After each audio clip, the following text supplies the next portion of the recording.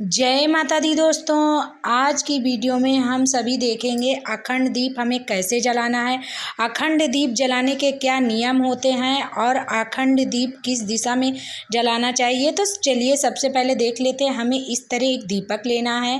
दीपक आप तांबे का, पीतल का, मिट्टी का भी ले सकते हैं, पर बड़ा दीपक लीजिए जिसमें हमारी अखंड ज्योत जल सके। और अखंड ज्योत क्या होती है?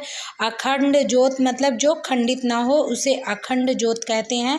तो नवरात्र में अखंड ज्योत जलाने के लिए हमें इतना बड़ा एक दीपक लेना है। इसके बाद हमें जैसे बत्ती बनानी है तो हमें सवा हाथ की, मतलब घुटने तक की होनी चाहिए, तो इसे सवा हाथ बोलते हैं। तो आप कलावा की बना लीजिए या कॉटन का कलावा होना चाहिए तो बहुत अच्छी बाती जलती है। और एक हाथ में बांधने वाला आता है, वो चिकना होता है, तो वो वाला नहीं, एक कॉटन का होता है, आप वो ले लें। नहीं तो आप रुई की भी बत्ती बना सकते हैं, पर कॉटन की होगी तो बहुत अच्छी है कलावे की, क्योंकि वो बाती अच्छे से जलती है, सूती रहती है। तो हमें इस तरह से बट लेना है सवा हाथ की बाती, और फिर हमें बटने के बाद हमें इस तरह से लगा देना है। हमें इसे खोल के इसके अंदर सेट करना है इस तरह से, और सेट करने के बाद हमें इस तरह से घुमा कर रखना है कि हमारी ज्योति अच्छे से जब हम खींचे बाहर निकालें तो अच्छे से निकल जाए।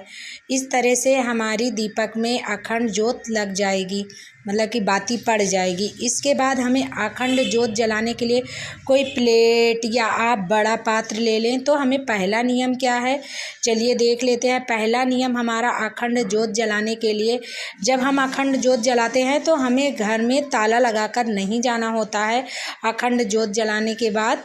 और आप जैसे घर पर कोई नहीं है तो आप अखंड ज्योत आप मंदिर में भी दिया और आप घी बाती देकर आ जाइए, तो आपकी अखंड ज्योत आप मंदिर में भी जलवा सकते हैं। जैसे घर में कोई नहीं रहता है, आप दिया बाती दे आइए, फिर आप शाम सुबह जाकर अपनी अखंड ज्योत की दर्शन कर आइए। तो आप इस तरह से भी अखंड ज्योत जला सकते हैं। और आप जैसे कोई आप घर में अखंड ज्योत जलाते हैं तो आप जैसे घर में माद मसला ये सब नहीं बनाना चाहिए, प्याज लहसुन नहीं बनाना चाहिए जो लोग अखंड ज्योत जलाते हैं। तो ये भी हमें नियम करना है। इस तरह से हमारी प्लेट में हम अक्षत रखेंगे, फिर और हम अक्षत रखने के बाद हमें उसी के ऊपर अपनी अखंड ज्योत रखनी है। आप अखंड ज्योत में आप तिल का तेल डाल सकते हैं या आप घी डाल सकते हैं। आप अगर से घी डालते हैं तो आप सीधे हाथ में माता रानी के रखें। अगर से तिल का तेल डालते हैं तो आप उल्टे हाथ की तरफ रखें। नहीं समझ में आता तो आप माता रानी के सामने ही दीपक अखंड दीप जलाकर प्रज्वलित कर दें।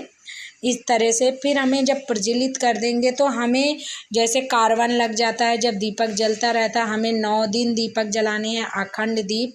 तो हमें इसके लिए हमें इसमें कार्बन लग जाता है, तो इसके लिए हमें क्या करना है, फिर हमें जैसे दीपक का हमने पूजन कर दिया है, अखंड दीप जला दिया, हमें रोली लगाना है, चंदन लगाना है, अक्षत लगाना है, पुष्प चढ़ा देना है। तो इसके बाद जब हम अखंड ज्योत की दीपक को हम लंबा करेंगे, बाहर निकालेंगे, जैसे धीमी हो जाती है, कार्बन लग जाता है, तो हमें इस तरह एक बाती लेनी है। एक छोटा सा आप दिया ले लीजिए, उसमें एक बाती रख लीजिए, उसको आप घी में डिप करके। तो हमें जब दीपक जलाना है तो हम अखंड ज्योत से ही दीपक लेकर हमें अलग से जलाकर रख देना है। फिर हमें इस तरह एक चिमटी ले लेनी है जिससे हम आसानी से साइड से, आपको बीच से नहीं करना, नहीं तो आपकी अखंड ज्योत बुझ भी सकती है। तो आप साइड से धीरे धीरे करके दोनों तरफ से आप ऊपर की तरफ खींच लें। इस तरह से हमारी अखंड ज्योत नहीं बुझेगी।